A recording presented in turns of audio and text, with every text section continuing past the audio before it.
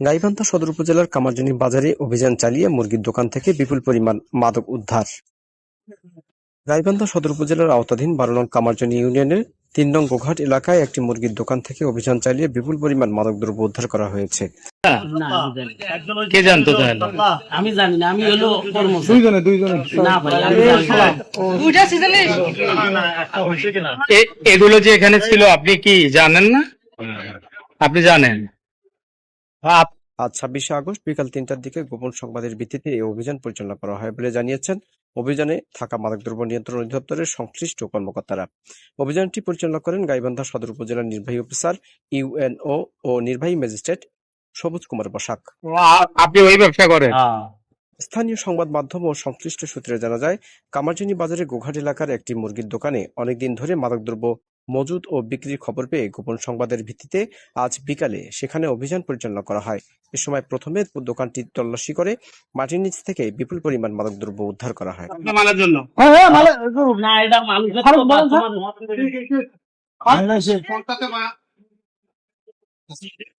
মাদক উদ্ধার শেষে দুজনকে আটক করা হয়েছে। এদের মধ্যে একজন দীর্ঘদিনের পুরাতন মাদক চোরাচালান ও ব্যবসায়ী আবুল কালাম, আনুমানিক বয়স ৪৫ বছর, ও তার সারা সবুজ মিয়া, বয়স ৩০ বছর। তারা দুজনেই মুরগির ব্যবসার আড়ালে অত্যন্ত সুকৌশলে স্থানীয় জনগণের চক্ষুকে ফাঁকি দিয়ে এসব মাদক কারবারির জমজমাট ব্যবসা দীর্ঘদিন ধরে করে আসছিল। আবুল কালাম 12 নং কামারজনী ইউনিয়নের 3 নং গোঘাট এলাকার গোলাম মাওলার ছেলে। 3 মাস। আচ্ছা, আপনার উনি যে বলতেছে এটার সঙ্গে জড়িত না, ও কিসের সঙ্গে জড়িত? মাদকদ্রব্য নিয়ন্ত্রণ অধিদপ্তর কর্মকর্তারা জানান, মাদকের বিরুদ্ধে নিয়মিত অভিযান পরিচালনা করা হচ্ছে। গোপন সংবাদের ভিত্তিতে পাওয়া তথ্য যাচাই করে আইনানুগ ব্যবস্থা নেওয়া হচ্ছে। আর কোথাও আছে?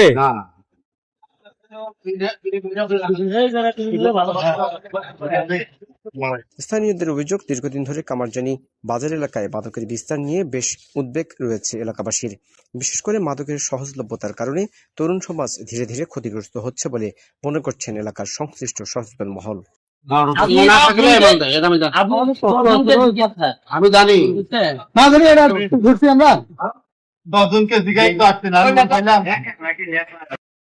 আপনারা দেখতে পাচ্ছেন যে সদর উপজেলার নির্বাহী অফিসারের নেতৃত্বে এবং ডিএনসির অভিযানে কিন্তু কামারজানিতে মাদকদ্রব্য কিন্তু পাওয়া গিয়েছে। এটি কিন্তু দেখতে পাচ্ছেন যে এমন ভাবে তারা রেখেছে যে মুরগির দোকানের ভিতরে আইস এবং আপনার অফিসার চয়েস।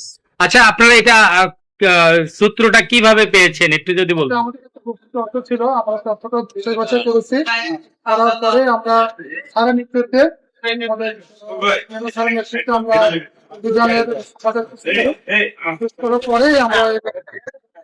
আচ্ছা, এখানে একজন বলছেন যে আমি সম্পূর্ণ জড়িত, আর একজন জড়িত না। এই ব্যাপারে আপনারা কি পদক্ষেপ নেবেন? কর্মচারী ওই হচ্ছে উনি মূল ব্যবসায়ী, ওনার মাধ্যমে বিক্রি করে। উনি নাকি শুধু মুরগির ব্যবসার সঙ্গে জড়িত। এদিকে মুরগির দোকান থেকে বিপুল পরিমাণ মাদক উদ্ধার ঘটনায় স্থানীয়দের মধ্যে দারুণ চাঞ্চল্যের সৃষ্টি হয়েছে। মাদকের বিরুদ্ধে এ ধরনের নিয়মিত অভিযান অব্যাহত রাখার দাবি জানিয়েছেন স্থানীয়রা।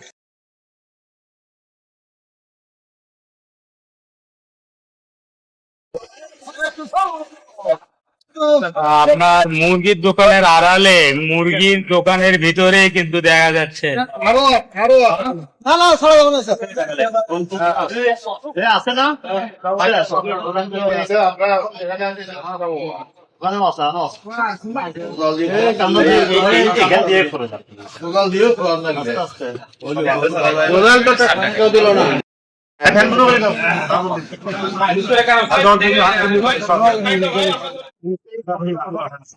উদ্ধার হওয়া মাদকের ধরন হিসেবে 30 বোতল পরিমাণ বাংলা মদ পাওয়া গেছে বলে স্থানীয় সূত্রে জানা গেছে। এ ঘটনায় দায়ের করা মামলার বিষয়ে সংশ্লিষ্ট কর্তৃপক্ষ আইনানুগ ব্যবস্থা গ্রহণ করবেন বলে জানিয়েছেন মাদকদ্রব্য নিয়ন্ত্রণ অধিদপ্তরের কর্মকর্তা ও অভিযান পরিচালনাকারী নির্বাহী ম্যাজিস্ট্রেট।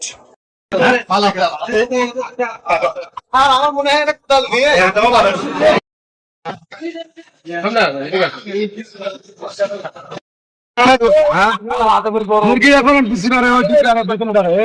নিয়ে গেলে